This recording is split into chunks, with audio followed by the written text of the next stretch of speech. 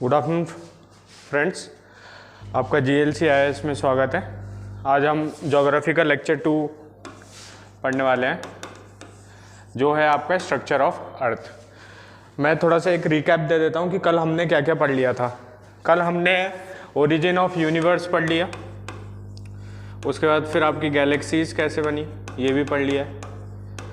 Galaxies के बाद star कैसे बने, उसके बाद फिर आपका प्लैनेट कैसे बना, और प्लैनेट में आपका अर्थ कैसे बना।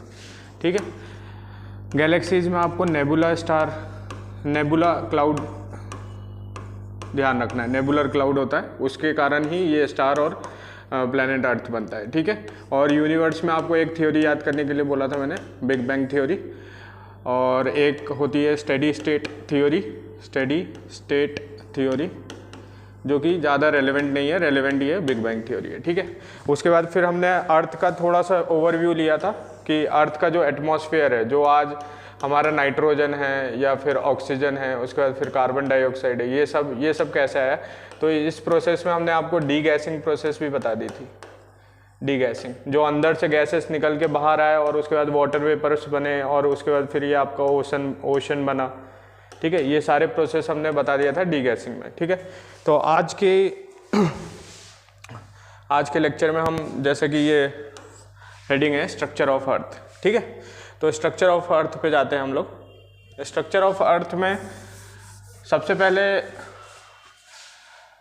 ये, जैसे अगर आपका अर्थ है, ठीक है, तो अर्थ एक सॉलिड बॉल है, सॉलिड बॉल बोल सकते हैं इसको, एक सॉलिड मटेरियल है अर्थ, सॉलिड मटेरियल। ठीक है, इसके लेयर्स होते हैं। क्या होते हैं? अर्थ के लेयर्स होते हैं। तो अगर ये आपका अर्थ है तो इसका जो सबसे आउटर मोस्ट लेयर होता है, इसको हम बोलते हैं क्रस्ट। क्या बोलते हैं? क्रस्ट। इसके जस्ट अंडर वाला जो लेयर होता है उसको हम बोलते हैं मेंटल, और इसके जो सबसे अंदर वाला जो एरिया होता है इसको हम कोर बोलते हैं। ठीक है, अगर अर्थ का रेडियस देखा जाए तो ये 6400 या 63 अप्रॉक्सीमेटली आप ले लो 6300 किलोमीटर। ठीक है, ये अर्थ का रेडियस होता है। क्या होता है? 6300 किलोमीटर अप्रॉक्सीमेटली होता है, इससे थोड़ा सा ज़्यादा होता है। ठीक है, तो ये main parts of the structure of earth है। ये कौन सा पार्ट है? कोर है, ये मेंटल है, और ये आपका क्रस्ट है। अब इसको हम डिटेल में पढ़ेंगे कि इसमें कोर में क्या क्या चीज़ें होती है, और उसके बाद फिर मेंटल में क्या होती है, और क्रस्ट में क्या होती है। ठीक है, तो जो कोर होता है, सॉरी क्रस्ट, सबसे पहले हम क्रस्ट पढ़ेंगे। क्या पढ़ेंगे? क्रस्ट। जो सबसे जो बाहरी जो पोर्शन होता है आपका, वो क्रस्ट होता है। ठीक है, तो हम क्रस्ट पढ़ेंगे। इसमें तो दो टाइप के क्रस्ट होते हैं। एक होता है आपका कॉन्टिनेंटल क्रस्ट, कॉन्टिनेंटल क्रस्ट, और एक होता है आपका ओशनिक क्रस्ट, ओशनिक क्रस्ट।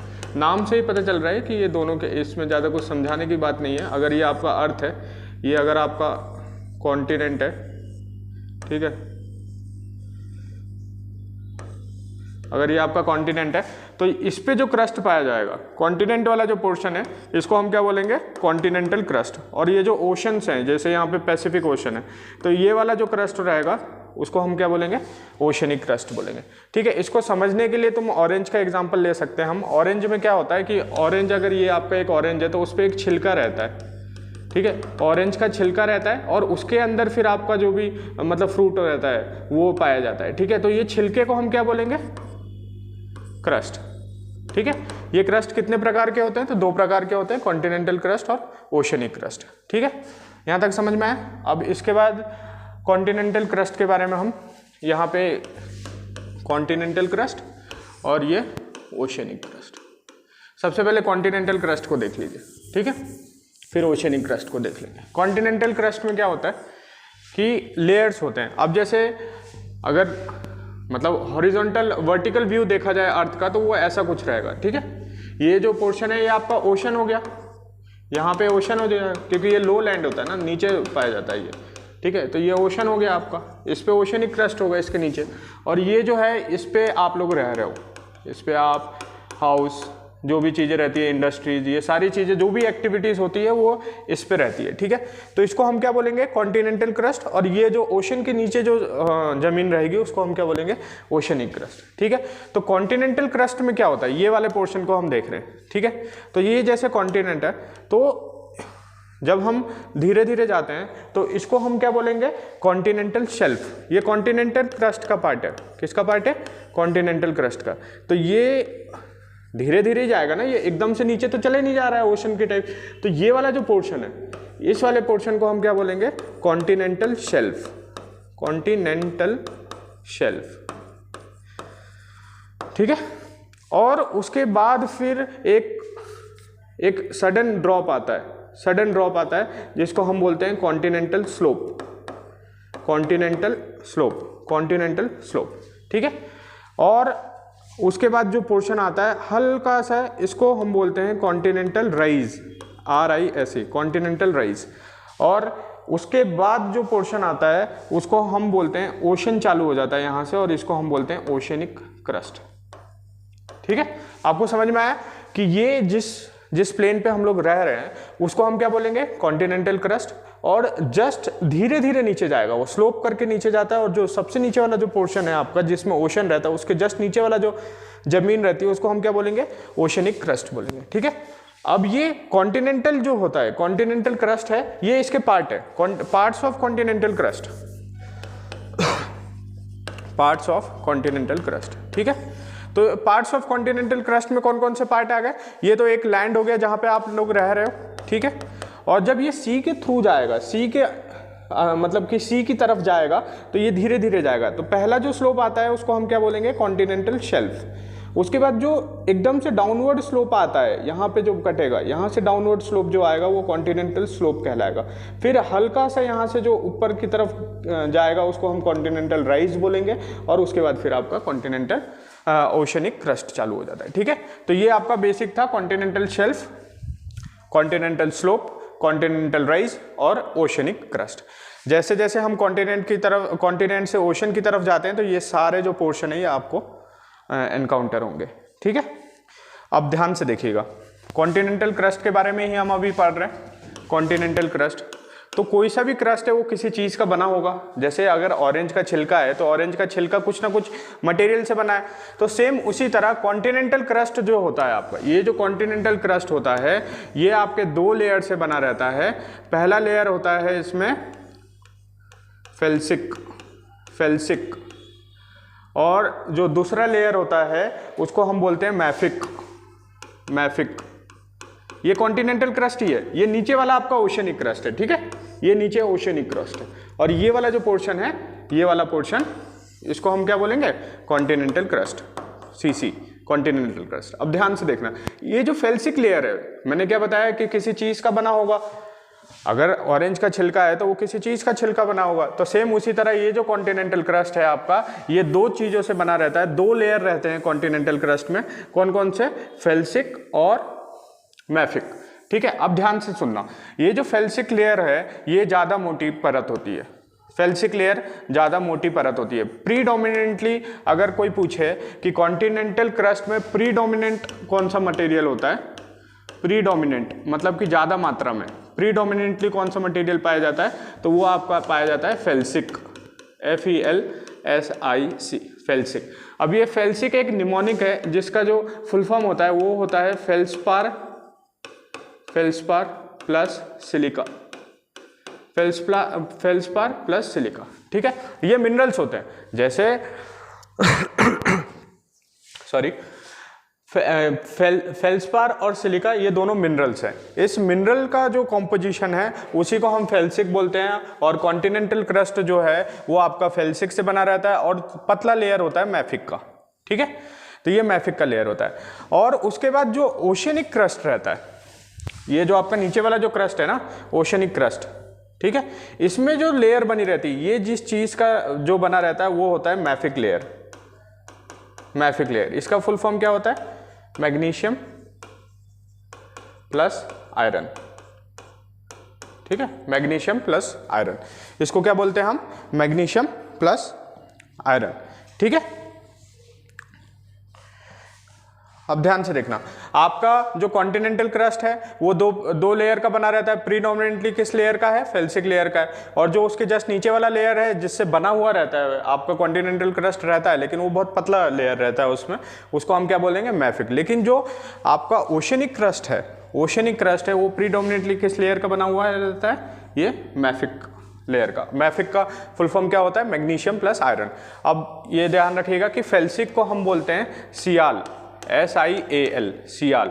सियाल का फुल फॉर्म होता है, फेल्सिक को ही बोलते हैं सियाल।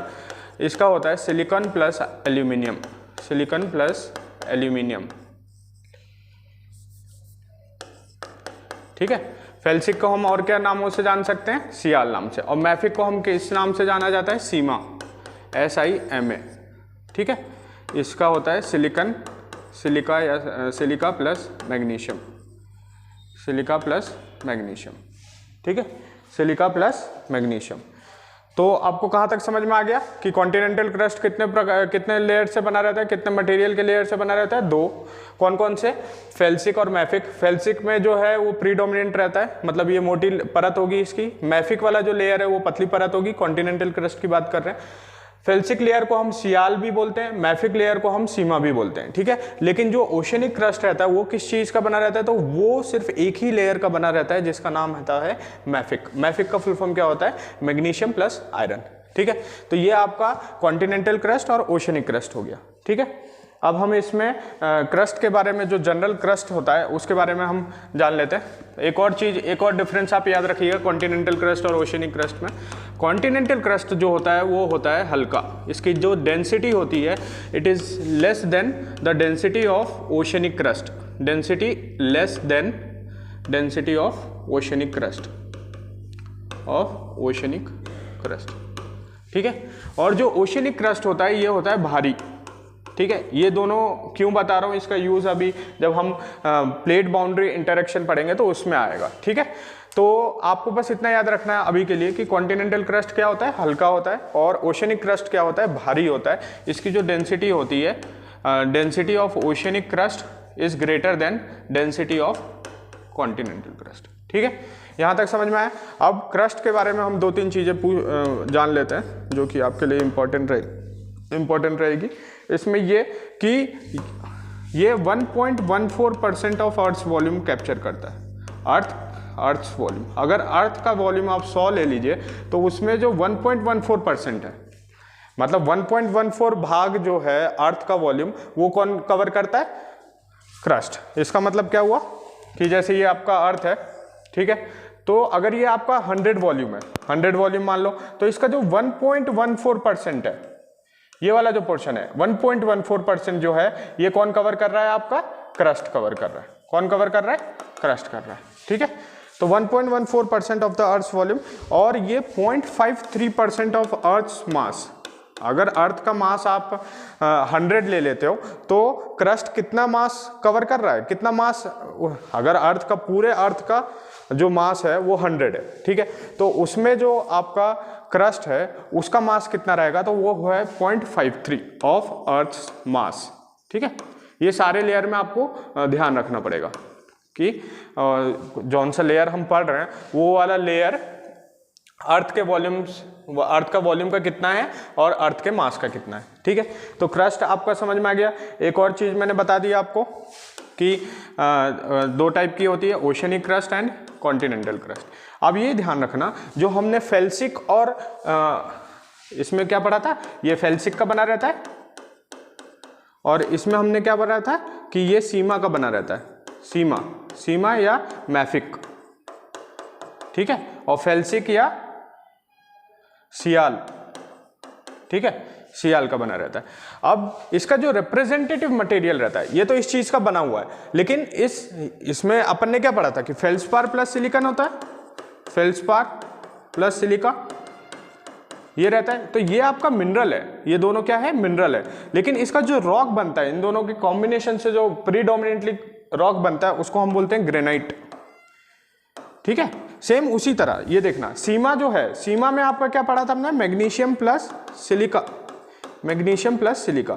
तो ये दोनों जो है ये आपका मिनरल है, लेकिन ये दोनों जब फॉर्म होते हैं, जो आपस में जो फॉर्म होते हैं, वो रॉक जो बनाते हैं उसको हम बोलते हैं बसाल्टिक रॉक। क्या बोलते हैं? Basaltic rock. मैं फिर से एक बार रिपीट कर देता हूँ, ओशनिक क्रस्ट किस चीज का बना हुआ है? सीमा मैफिक। सीमा का फुल फॉर्म क्या होता है? Magnesium plus silica. लेकिन अगर आप ध्यान से देखोगे तो मैग्नीशियम और सिलिका दोनों ही एक मिनरल है, लेकिन जो हम पाते हैं, जो हम देखते हैं अर्थ पे, वो रॉक होता है। Rock is combination of minerals, ठीक है। तो ये दोनों जब कंबाइन करेंगे तो कौन सा रॉक बनाएंगे? बेसाल्टिक रॉक बनाएंगे। उसी तरह कॉन्टिनेंटल क्रस्ट में जो प्रीडोमिनेंट लेयर होती है वो कौन सी होती है? फेल्सिक होती है, फेल्सिक या सियाल होती है।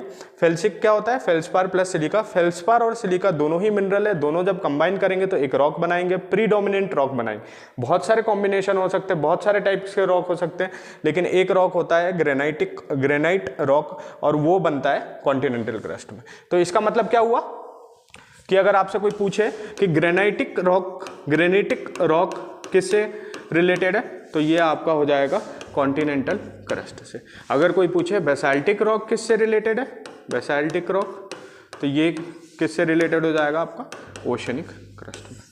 ये आपका सिंपल सा ये याद रखने वाली चीज़ है, इसको याद कर लेना, ठीक है।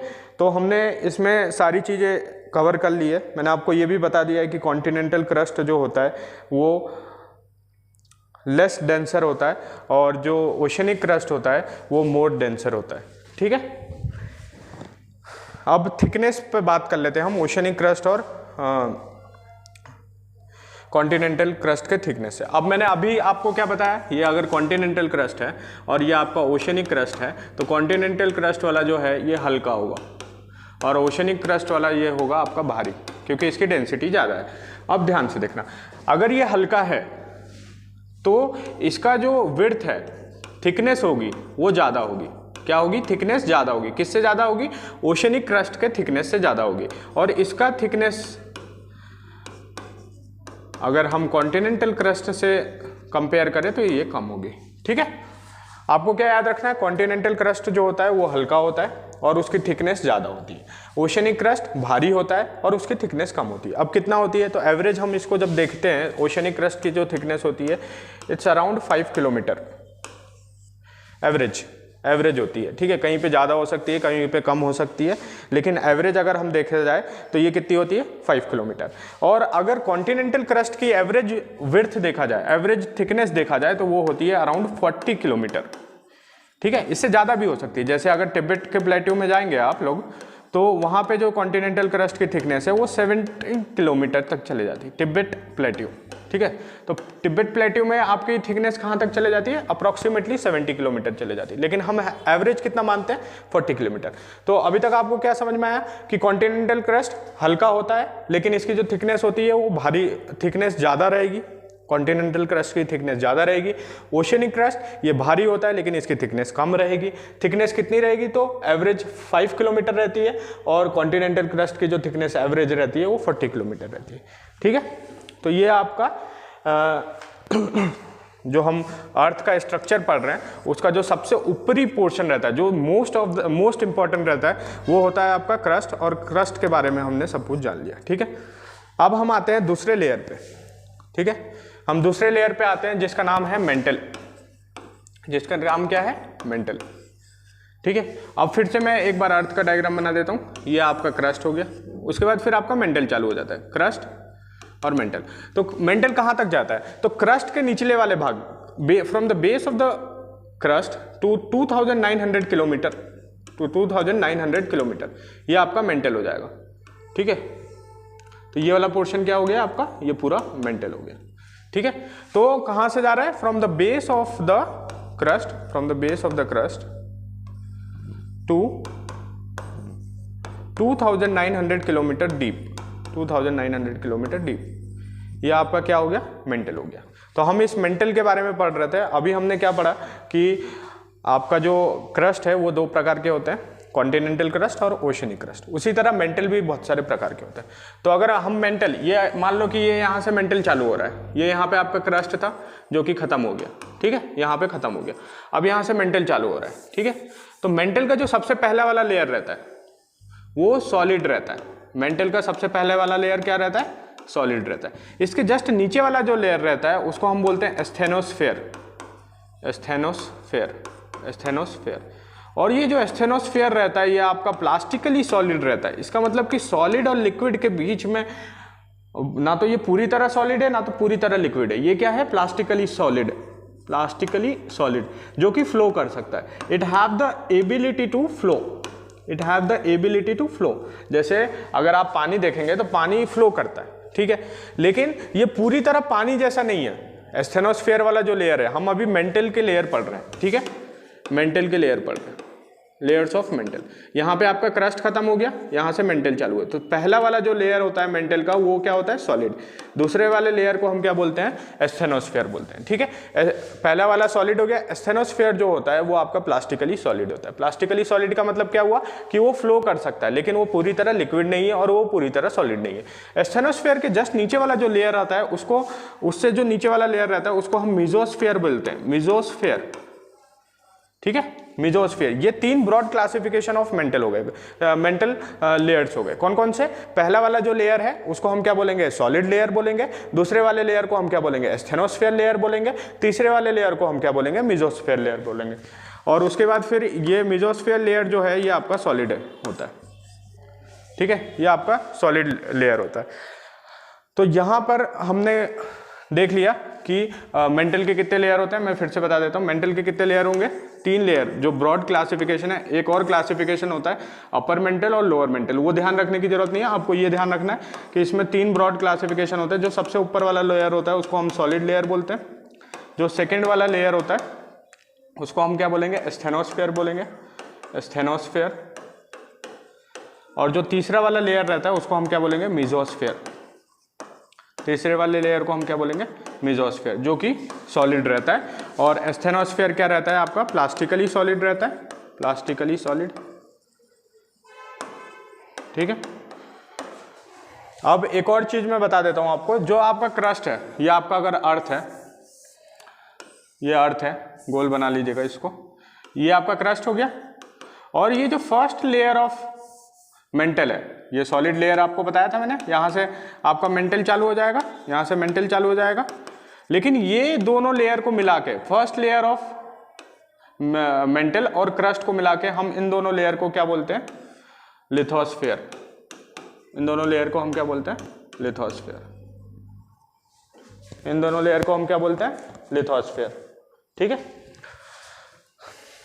आगे मतलब कि कल हम मेंटल, आज हमने क्या पढ़ लिया कि मेंटल के इतने सारे लेयर होते हैं, 3 लेयर होते हैं। मेंटल के बारे में कुछ और प्रॉपर्टीज़ हैं, ये किस चीज़ का बना रहता है। जैसे हमने क्रस्ट का देखा कि वो किस चीज़ का बना रहता है, 2 प्रकार के रहते हैं, फेल्सिक और सियाल, या फेल्सिक सीमा, या फिर आप मैफिक सीमा ले सकते हैं उसको, ठीक है। तो वो उन चीज़ों का बना रहता है। तो हम अगली क्लास में ये देखेंगे कि मेंटल किस चीज़ का बना रहता है, ठीक है, कौन से मटेरियल का बना रहता है और इसकी विड्थ कितनी होती है, ये सारी चीज़ें हम अगली क्लास में देखेंगे। तब तक के लिए आप लोग हमारे यूट्यूब चैनल को भी सब्सक्राइब कीजिए, GLC IAS के नाम से यूट्यूब चैनल है, उस पर आपको बहुत सारे वीडियोज़ मिल जाते हैं, अपडेट्स मिल जाते हैं, एग्ज़ाम के रिगार्डिंग अपडेट्स भी मिल जाते हैं उस पर, ठीक है। आप कॉन्टेक्ट कर सकते हैं GLC IAS को और नोट्स के लिए, और हमारे ऐप को भी डाउनलोड कर लीजिए ऐप स्टोर से, ठीक है। Thank you.